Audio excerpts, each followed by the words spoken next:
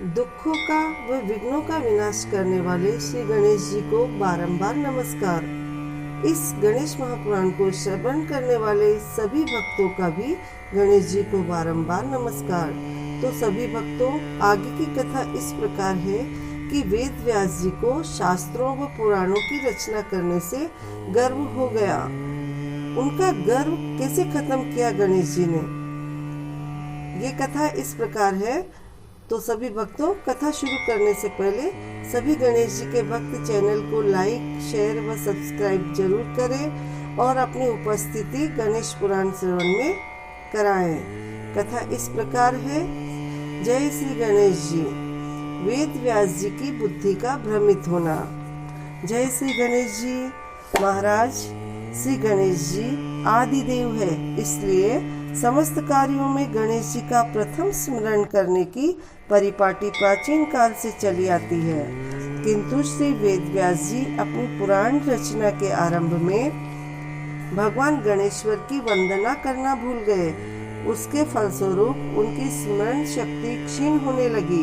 वे अनेक मुख्य बातों को भूल जाते। बहुत याद करने पर भी अनेक बातों में उन्हें सफलता न मिल पाती। वे किंकर्तव्यवी मूढ़ होकर लोक पिता ब्रह्मा जी की सेवा में उपस्थित हुए और उनकी वंदना कर बोले, ब्रह्मांड, मैंने वेद के 4 विभाग करने के पश्चात पुराणों की रचना आरंभ की थी, किंतु मुझे बड़ा आश्चर्य है कि अब कुछ सूझता ही नहीं कि मैं क्या लिखूं। हे प्रभु, मेरे ज्ञान नष्ट होने का क्या कारण है, ये बताने की कृपा करें। ब्रह्मा जी ने ध्यान लगाया और तब बोले, व्यास, तुम अपनी विद्या के गर्व में अधिक भर गए हो, इसलिए भगवान गणेश्वर को भी भूल गए। तुमने पुराण रचना के आरंभ में उन आदिदेव की वंदना और मंगलाचरण तक नहीं किया है, तब फिर तुम्हारा ज्ञान क्यों न नष्ट होता। अब तुम गणेश जी को ही प्रसन्न करो। व्यास जी को अपनी भूल का ज्ञान तो हो गया, किंतु उन्हें गणेश जी के विषय में अभी कुछ भी स्मरण नहीं आया।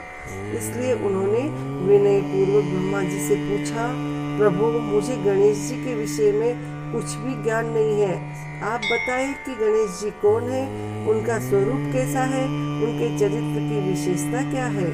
ब्रह्मा जी ने कहा, सत्यवती नंदन, गणेश जी तो सर्वाधिक प्रसिद्ध एवं महामहिम परात्पर ब्रह्म है। आगम शास्त्र में उनके 7 करोड़ मंत्र उपलब्ध है। उनमें षडाक्षरी और एकाक्षरी मंत्र अधिक सरल है। जो इनकी उपासना करने वाले भक्त हैं, उनके दर्शन करने से भी समस्त विघ्न नष्ट हो जाते हैं। एक बार शिव जी ने उनकी स्थापना विधि पर प्रकाश डाला था, उसे मैं तुम्हारे प्रति कहता हूँ।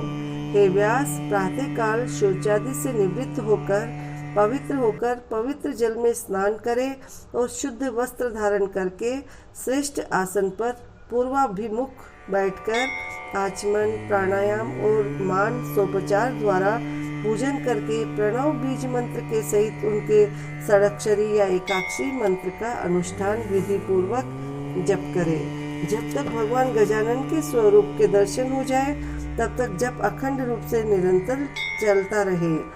इस प्रकार की आराधना करने पर भगवान गणेश्वर अवश्य प्रसन्न हो जाते हैं। ब्रह्मा जी से उपासना विधि सीखकर व्यास जी ने उन्हें प्रणाम किया और बोले, ब्रह्मांड, गणेश मंत्र और बीज कौन सा है, उसका जप अब तक किस किसने किया है और उसे क्या क्या सिद्धियां प्राप्त हुई है। ब्रह्मा जी ने कहा, व्यास, श्री गणेश्वर ओंकारमय है, समस्त वेद उन्हीं का गान करते हैं। प्रणव समस्त मंत्रों का बीज है और उसके द्वारा भगवान गजानन का भी जप या स्तवन होता है। अकेले प्रणव की बड़ी महिमा है, उसी का जप करके देवता, मनुष्य, ऋषि मुनि आदि सभी अपने अपने अभिष्ट की सिद्धि कर सकते हैं। व्यास जी बोले, इसे कुछ विस्तार से समझाकर कहिए।